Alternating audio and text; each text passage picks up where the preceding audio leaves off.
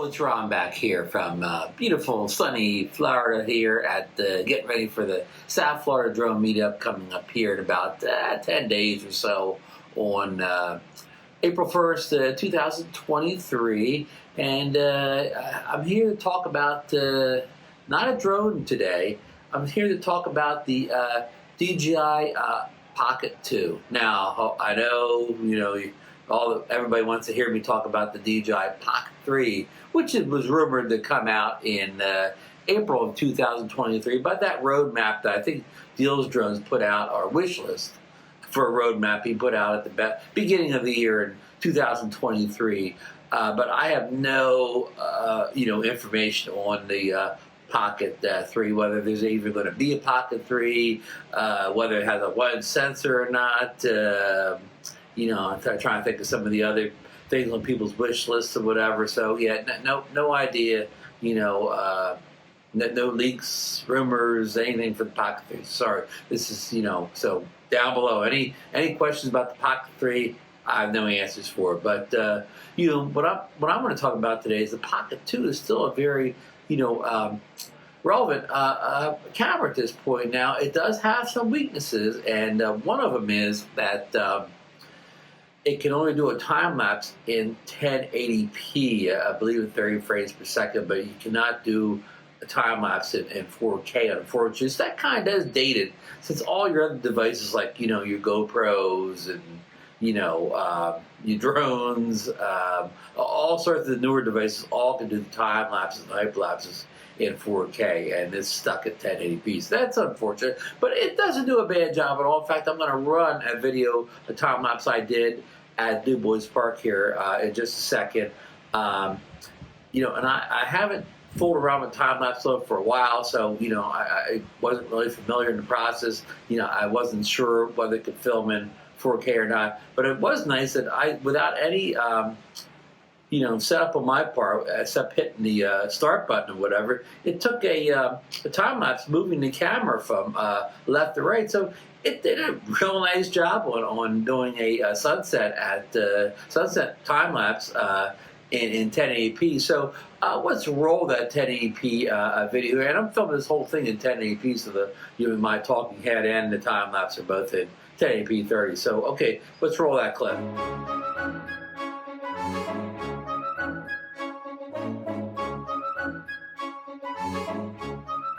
Right. I mean, again, admittedly, it was a nice clip. I mean, it did a good job, with the exposure, the shadows, the colors. I thought everything looked good. It's the 1080p. It used to be 1080p was real good, right? I mean, it's not like 1080p is standard definition or anything, but in this 4K world, we're used to. Now, people that are watching this on phones or smaller screens, it probably didn't mean anything to them that it wasn't a 4K. Probably looked good at 1080p on a small screen, but people that are watching on 5K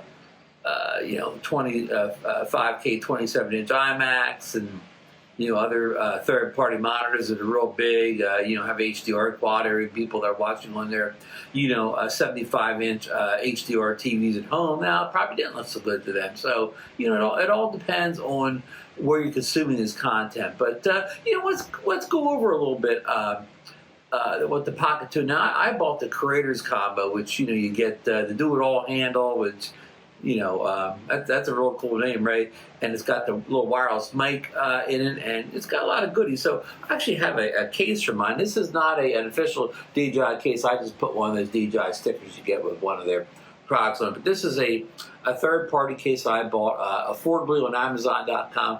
I've had the case for a couple years. I don't know if they still make it. It's a good case. If they still make it, I'll put a link in here where you can purchase it. But again, it's a couple years old, and not sure even who this symbol is here. I don't think it's Start RC, who I get a lot of stuff from. But yeah, it's a good case. So it's got. Oh, sorry. Here we go. As they always say, it's Skyreed, who also I purchased a bunch of gear from. Skyreed's a good maker of very affordable accessories for drones and portable cameras, pocket cameras, action cameras, and so on, and many devices like that. So it has this handle up top, no strap, but it has a handle. So but whether you like that or not, that's personal opinion. So it does have the double zipper here, which is good. Okay, and we're going to open it up, so it's not like a bag where you have to reach in. You can just open this up and you can see kind of everything right in front of you. I'm going to try to show you here without blocking anything. There's the Pocket, there's the do-it-all handle there's the microphone, there's a little tripod for some of the other doodads. So I'm just going to get stuff up and show you one by one. What you get in the Creator's Kit, again, you don't get this case with it. It comes in a box, but if I can link this case down below, I will. So I would start with the small stuff. So you get the little wind thing here, dead cat they like to call it, for the wireless mic here, and it just kind of goes on top there. There's the mic right there. So you see the little side things. It stays on very well. I'll try to put it on for you. So I can never show this stuff on the camera because my hands get in the way, but it stays on really well. I'm just holding it by the dead cat now, and this has a little clip on the back here, so you can put it on your shirt, your lapel, or anything like that. It's very handy to get on. You could charge up down there through the USB-C port, on-off button over here, and a connection button up there, but it kind of just self-connects. If you're having a problem, you can connect, but I basically just turn it on and connects right to the either do-it-all handle. I don't think I did any setup in it, so yeah, there's that. And then here's the do-it-all handle that I talked about before. It has a latch there. This is, I think, just a mic here. Here's a port here for a wireless, not for a wired mic, maybe headphones to monitor, but definitely you could plug in like a lanyard, lavalier mic, not lanyard, lavalier mic to it.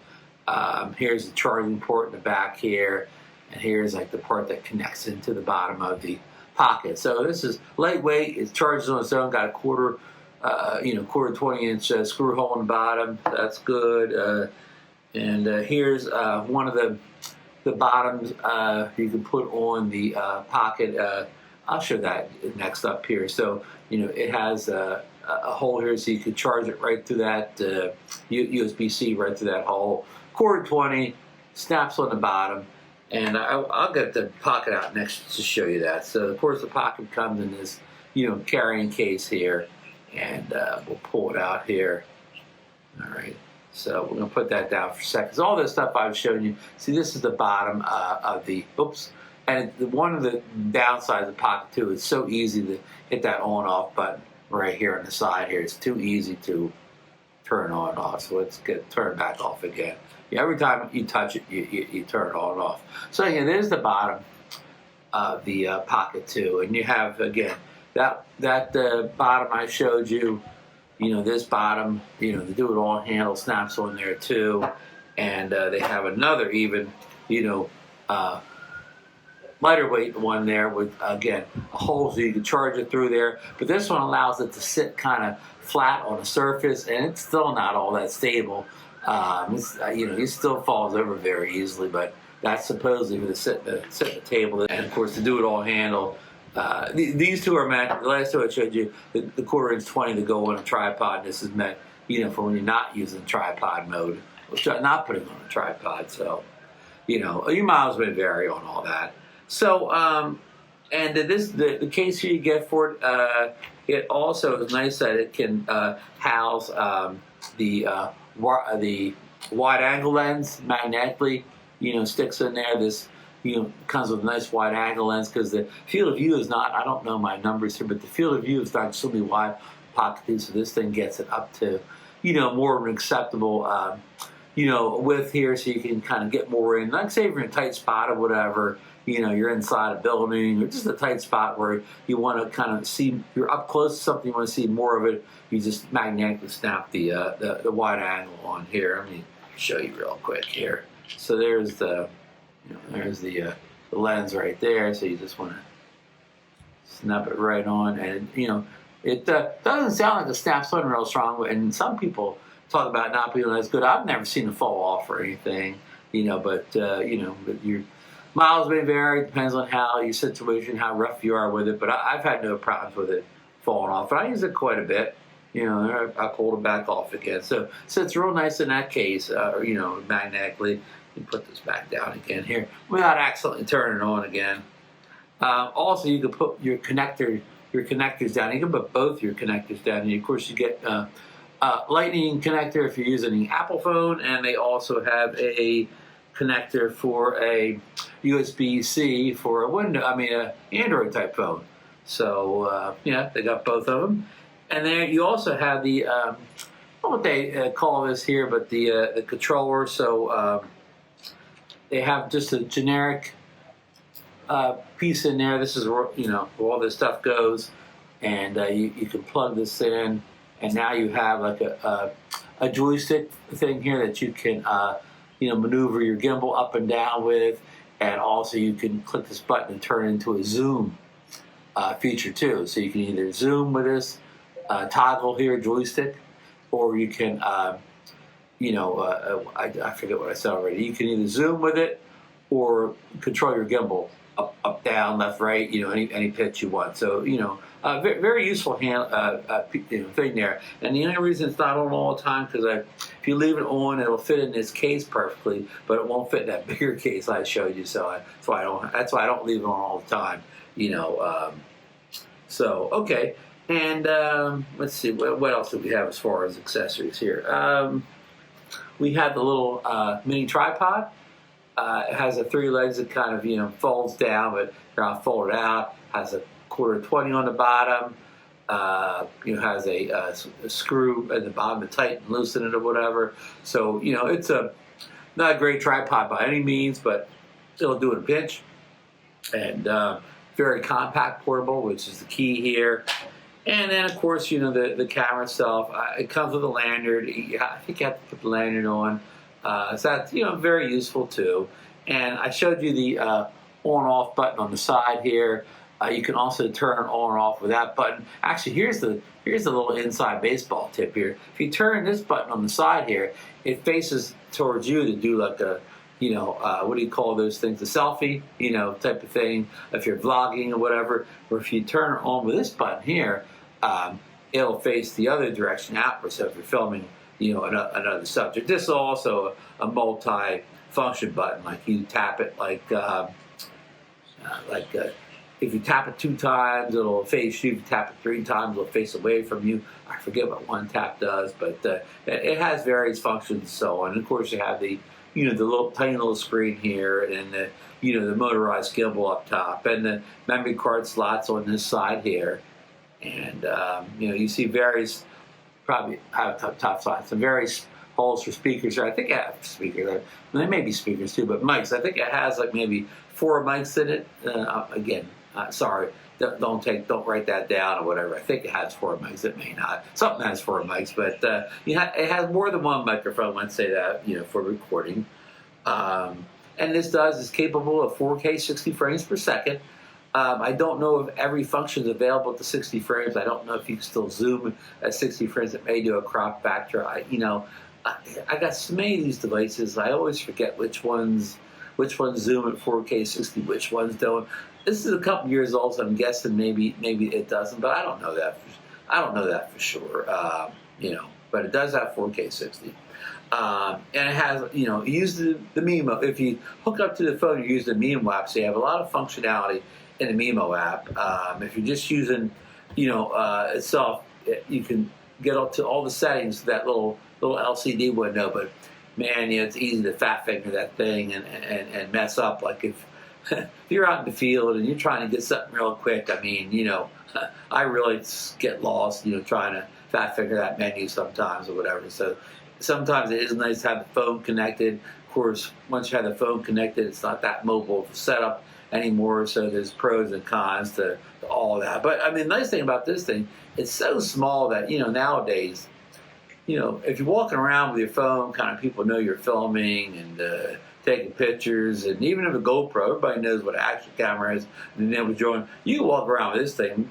Most people never saw a pocket camera. They have no idea what you're carrying, what you're doing. So if you want to be really flying low under the radar, incognito, swelf, whatever you want to say. The Pocket 2's it, whatever, because again, you can really conceal this thing, and again, people don't know what you're carrying or whatever. So it is a good thing a good device if you don't want people to know you're filming or taking pictures. I don't know, like if you're at,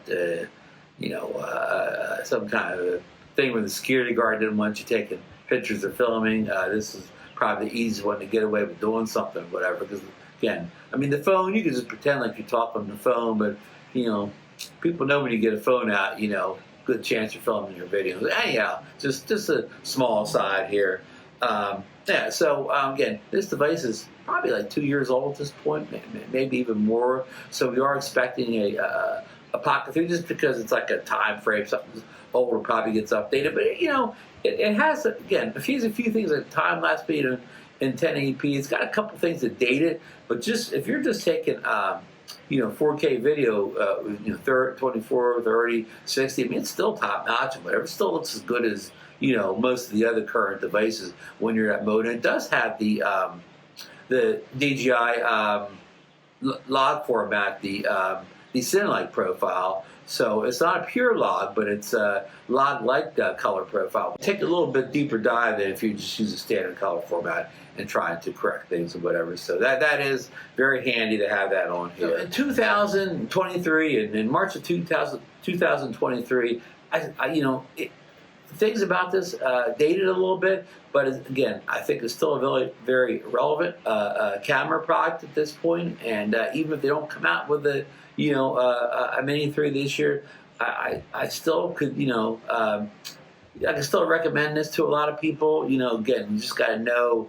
You got to know its limitations or whatever. Like again, I talked with the time lapse here, and I'm sure the hyperlapse, and it's 1080p also. Just a couple things like that kind of dated a little bit. But just again, if you're using it just as a camera, maybe the smart, we'll call them smart features, aren't your main concern here. It's that 4K 60 off this thing is still very good. Now, as far as photo quality, it does, takes JPEGs and DNG RAWs. I don't think it does HDR photo, but it does do HDR video. But again, there's another con. The HDR video is in 1080p, not 4K. So there's another thing. It dates a little bit, but it doesn't have an HDR photo button. But of course, you could bracket photos in this. I think it can bracket up to 5.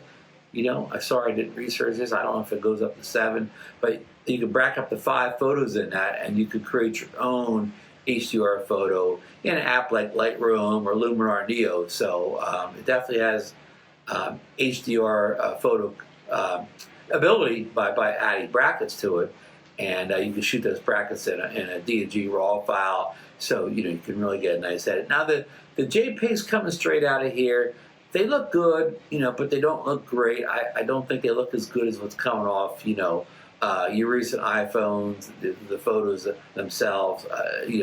Maybe the DNGs with a lot of editing, but just if you just want to kind of point and shoot in JPEG, I'm not as impressed with the JPEGs off here as I am the video. Even when you're shooting the video in the standard color profile, I guess that's a MPEG 4 video. I think so. I forget if it does .mov or .movie. I don't know if it does both, but anyhow, the video coming straight off here looks very good, very clean. Not a lot of noise. Colors are, the colors are good. They're vibrant without being overly vibrant like a GoPro or Insta360 product. So they're more kind of subtle colors. So yeah, again, I really like the video quality coming off this. The photos, again, I think the recent model iPhones are taking better photos than this, but it is there. They're not bad photos.